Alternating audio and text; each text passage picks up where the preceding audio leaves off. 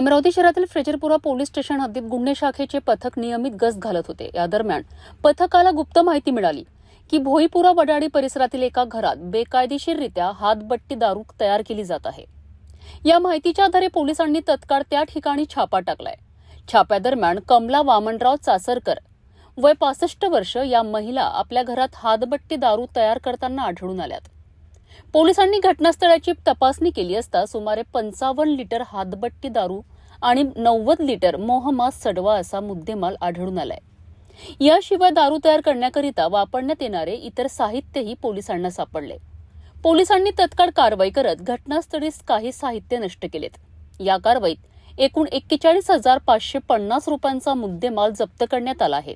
या प्रकरणी आरोपी महिलेविरुद्ध फ्रेजरपुरा पोलीस स्टेशनमध्ये महाराष्ट्र दारूबंदी कायदा कलम 65 क फ ड अंतर्गत गुन्हा दाखल करण्यात आला आहे। सध्या या प्रकरणाचा पुढील तपास पोलीस करीत आहेत। अमरावती शहरात बेकायदेशीर दारू व्यवसायावर कारवाई करण्याकरिता पोलीस सतत गस्त वाढवत असल्याचेही यावेळी सांगण्यात आले।